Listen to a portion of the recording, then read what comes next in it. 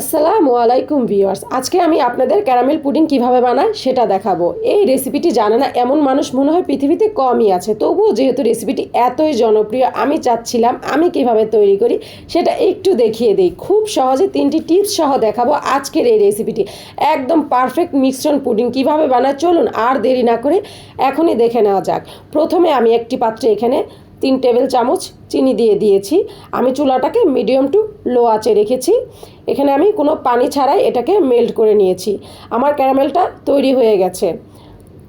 আমি এটাকে সোনালি বর্ণ করে নিয়েছি। এর থেকে আর বেশি করতে গেলে এটা পুড়ে যাবে, তখন ক্যারামেলটা খেতে ভাল লাগবে না, তিতা লাগবে। তাই আপনারা এর থেকে বেশি এটাকে আর কালার করবেন না। এটা হলো প্রথম টিপস। আপনারা এই টিপসটা ফলো করলে আপনাদের ক্যারামেলটা পারফেক্ট হবে। আমি এখন যে পাত্রে এটাকে সেট করব সেই পাত্রে আমি ক্যারামেলটা ঢেলে নিয়েছি। এখন আমি এটাকে ভালো করে বাটির চারপাশে মিশিয়ে নিব।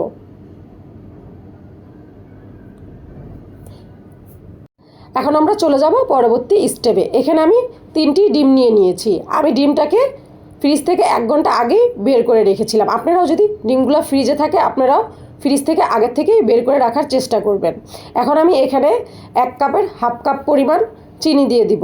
চিনিটাকে আমি ভালোভাবে ডিমের সাথে মিশিয়ে নিব যেন চিনিগুলো গলে যায়। আমি একটা হ্যান্ড উইক্স দিয়ে এটাকে এখন ভালোভাবে মিশিয়ে নিব যতক্ষণ না চিনিটা ভালোভাবে ডিমের সাথে মিশে যাচ্ছে। এখন আমি এখানে আগের থেকে 1 কেজি দুধ জাল করে, আধা কেজির অল্প একটু বেশি হয়েছে, আমি এটাকে জাল করে ঠান্ডা হতে রেখে দিয়েছিলাম। এখন আমি ডিমটাকে ভালোভাবে মিশিয়ে এখন আমি দুধের মিশ্রণটা এখন আমি ডিমের সাথে দিয়ে দিব। আমি এখানে 2.5 কাপের মতন দুধ দিয়ে দিয়েছি। এখন আমি দুধ আর ডিমের মিশ্রণটাকে ভালোভাবে মিশিয়ে নেব যেন কোনো লাম্পস না থাকে। এখন আমি এই পর্যায়ে এখানে দিয়ে দিব 1/4 কাপ গুঁড়া দুধ। আমি গুঁড়া দুধটাকেও এখানে ভালোভাবে মিশিয়ে নিব। এই পর্যায়ে আমি এখানে দিয়ে দিব হাফ চামচের মতন ভ্যানিলা এসেন্স। এটা অবশ্যই দিতে হবে। যে পাত্রে আমি ক্যারামেলটা সেট করে রেখেছিলাম সেই পাত্রে ডিম আর দুধের মিশ্রণটাকে ভালোভাবে ছেঁকে নিব। আমার ছাঁকা হয়ে গেলে এখন আমি চুলায় এটাকে বসিয়ে দিব। আমি আগের থেকে একটা পাত্র বসিয়ে রেখেছিলাম। পাত্রে আমি কিছুটা পানি দিয়ে একটা স্ট্যান্ড দিয়ে রেখেছিলাম। হালকা কুসুম কুসুম গরম পানিতে এটাকে আমি বসিয়ে দেবো। আপনারাও খেয়াল রাখবেন বাটিটা যেন পুরোপুরি ডুবে না যায়, বাটিটা যেন হাফ পরিমাণ পানি থাকে, বাটির হাফ পরিমাণ যেন পানি থাকে। আমি এটাকে 40 মিনিটের মতন বেক করে নিয়েছি। এখন আমি একটা কাঠি দিয়ে এটাকে একটু চেক করে নিব যে আমার পুডিংটা হয়েছে কিনা। আমার পুডিংটা একদম হয়ে গেছে, কাঠির সাথে লেগে যায়নি। এতেই বুঝতে হবে যে আপনার পুডিংটা একদম পারফেক্টভাবে হয়ে গেছে। এই পর্যায়ে আমি গরম পুডিংটাকে ভালোভাবে ঠান্ডা করে তারপরে এটাকে ফ্রিজে রেখে দিব সারা রাত ঠান্ডা হওয়ার জন্য।